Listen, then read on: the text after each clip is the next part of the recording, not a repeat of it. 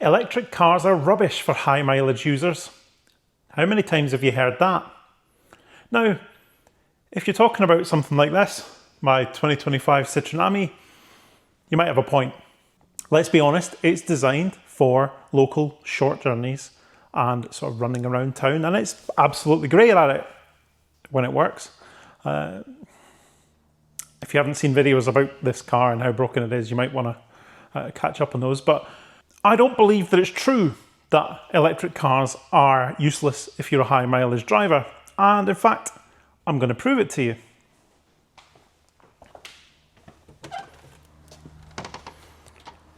This is my 2021 Vauxhall Vivaro Life electric, which is the 9-seater people carrier version. It's a 2021 on a 21 reg, and it has covered, wait for it, 219,000 miles in 4 years.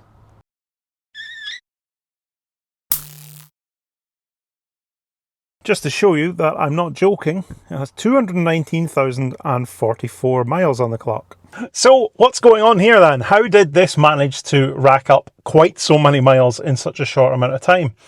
Well, it turns out that this was a taxi, which probably isn't particularly surprising to anybody. It's hard to believe anybody else would be doing that kind of annual mileage in a vehicle like this, you know, a 9-seater. Sort of, well, it's not quite a minibus, is it? But it's not far away. And what this actually was it belonged to MK Connect, which is a fleet of like dial-a-ride type services in Milton Keynes, they're closely affiliated with Milton Keynes Council. And you, unlike a traditional taxi, you request a ride a bit like with Uber, and you get told where you'll be picked up from, and then it's like a shared ride with other people. But it looked like the fares are quite low and stuff, and the idea is that you can get around places where the bus services and stuff might not quite cover. And it seems that what they use for that are these electric Vauxhall Vivaros. There were quite a few of these for sale at the auctions. I think there was 5 or 6 of them.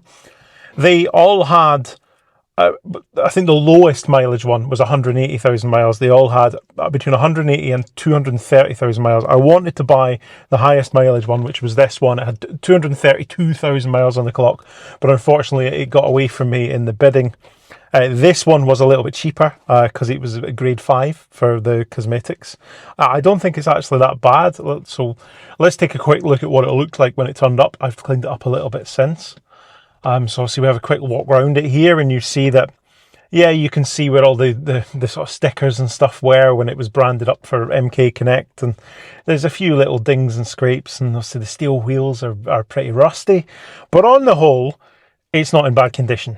It maybe doesn't quite look like it's 4 years old, but it also doesn't look like it's done 219,000 miles either. I think it looks all right. Most of this will clean up. We'll be able to get the sign writing sort of remnants off. The wheels will paint up and they'll look nice. And, you know, I think it'll be okay. But because it was grade 5, that meant it was a little bit cheaper. However, I did notice in the photos that this one was showing a higher predicted remaining range than the others at a similar kind of state of charge. So hopefully that puts us in good stead for battery health. You may have noticed when I started it up then to show you the mileage that it's currently predicting there's 116 miles remaining. So that's down from 121 when it was charged to probably 100%. And I don't think that's that far off what it would have been when it was new. So obviously we will have some battery degradation here. There's no doubt about that. 219,000 miles, and the fact it's done that in a pretty short period of time, so we're going to have seen plenty of rapid charging. We'd expect a bit of battery degradation, but this is a modern EV with liquid cooling for the battery, and therefore that should hopefully at least be minimised. So fingers crossed it's not too bad, and we will do a battery health test, and we'll see what it's like. Now, I haven't really managed to drive this very much just yet, because the other sort of sticking point is it doesn't currently have an MOT. It looks like it was taken off fleet in March, and that was when the MOT expired. All of the ones that were for sale were the same. None of them had an MOT, and they all kind of expired in March. So it looks like maybe the new ones arrived then, and these were taken off fleet, and they've just kind of been sitting around waiting to be sold. So we do need to obviously get it roadworthy so that we can use it, and I don't think that's going to be too difficult. I've kind of shunted it around the private road here at the estate, and it seems okay. The suspension seems quite good. I've noticed a little bit of a noise under braking. It seems to be coming from the rear, so I'm guessing maybe the rear brakes need some attention, but on the whole, it doesn't look too bad. Looking at the last MOT, which was more than 60,000 miles ago, last March, it had some advisories. So the one I was most concerned about was this CV boot. Obviously, if it had been left with a knackered CV boot for 60,000 miles, then the CV joint that the boot protects will be completely shot. There is no doubt about that. But it looks like the boot has been replaced. So I'm guessing they at least did do some kind of maintenance and didn't just rely on it, you know, getting through an MOT and being deemed road legal as a result. So it probably helps that this service that it was used for is really closely affiliated with the council. You'd like to think that Milton Keynes Council would be on top of making sure these vehicles weren't complete death traps on the road.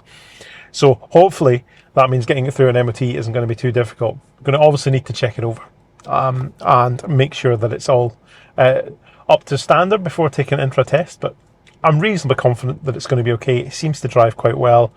Nothing from the sort of electric drivetrain, the motor, the battery, etc. worries me at all. It just seems to work. Everything seems fine. So I think we're in pretty good stead. I think it's quite remarkable for the mileage, but there we go. Sort of interior condition wise and stuff, let me give you a bit of a look. Now it's sort of just come in, and it's very much in that just come in kind of state. And this actually shows really well. People ask me to buy cars for them from the auction because they think they're going to save a load of money because they're not going to have to pay, you know, the dealer's margin. But it also means you don't get any prep. So I mean, yeah, these seats are really quite dirty. We're going to have to give those a really good clean. And so it's just generally really grubby everywhere. And this is fairly typical. I mean, even some of the lower mileage ex-lease stuff you get at auction with company cars and stuff like that, they can turn up in this kind of state because people don't really look after cars that aren't theirs. They don't meticulously clean them and stuff, and so it wouldn't surprise me maybe sometimes to get stuff that's this kind of dirty. But certainly this one is well used. It looks like you'll catch something off those seats if you're not too careful. The back ones are nice and clean, so I'm guessing a lot fewer people sat in the back and chose to sit in the front instead.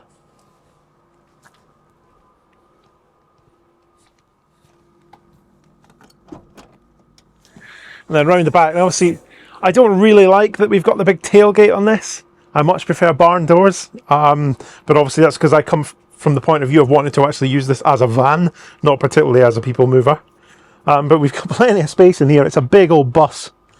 And so one of the only other trim related things like these are all smashed up, which isn't ideal, but we'll maybe just cut out some plywood to replace those. They're both smashed up, so I'm guessing like suitcases and stuff like that.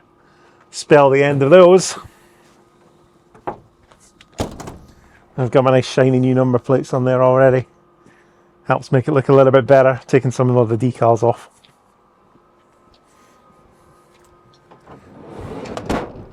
And for some inexplicable reason, this air vent is just not here. I don't know quite how that happens. Because you'd think if it was broken, I'd expect it just to be broken. For it to be completely gone, it's kind of confusing. Don't know if maybe they mounted like the taxi booking thing here and stuff or what. But yeah, the first time I've seen that an air vent just completely missing. And this was probably one of the big contributing factors to it being grade 5. When things are missing and broken like that, they tend to very quickly consider it to be a 5 over a 4. This is a bit weird too, like all the chrome on the Vauxhall badge on the steering wheel is gone. I'm guessing maybe being picked at when sat in traffic will cause that. I can't think of any other reason. I've never seen that before. Pretty odd. But all in all, I think it's pretty good for the mileage. So what is the plan here then? Why have we bought a 219,000 mile van? Well, I recently sold my 190,000 Nissan ENV 200. So you saw that on the channel briefly before. And I did that to raise some cash. Obviously, at the same kind of time I sold the Dacia Spring. Things were looking a bit dodgy with day job and all that stuff. Turns out that situation is resolving itself and we should be back on track fairly shortly. But in the meantime, I'm just really struggling without a van. Moving parts around, sets of wheels, stuff like that to sort of keep the sales business running and do all that stuff. I really hate putting filthy parts and stuff in cars because you end up getting the interior dirty or even damaging it. Much prefer having a van. And when these came up at the auctions, I was like, well, it's a really good opportunity to bring you a story about the longevity of some of these modern EVs as well. It's quite remarkable how many miles it's managed to do in a short period of time and yet still be in pretty decent order. We'll get this cleaned up, we'll get it MOT'd, and it's just going to be getting used. I mean, it's not for retail. I'm not brave enough to retail something like this, so this high mileage, but it's certainly something that I can make use of and bring you along for the journey. I'm sure there's a number of you that'd be really interested to learn what it's like having something this high mileage.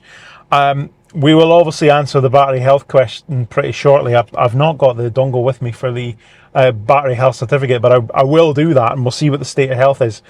I'd say it's looking pretty good so far. Maybe let me know in the comments what you think the battery health is going to be after 219,000 miles. And in the next video we do about this van, we'll get you an answer to that question. And maybe the closest to the actual battery health, maybe sort you out with some stickers or something like that as a bit of a prize. So get in the comments and tell me what you think the battery health of this is going to be after 219,000 miles.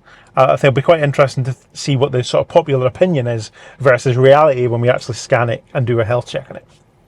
But that is pretty much it for this video. It was just a quick introduction to this, my 219,000 mile 2021 Vauxhall Vivaro electric. Sort of permanent fleet member, kind of replacing both the ENV 200 and the Spring at the same time. Although I don't know if many people would thank you if you gave them the keys to this as a courtesy car. Thank you very much for watching. Do let me know what you think in the comments. Get those state of health guesses in there.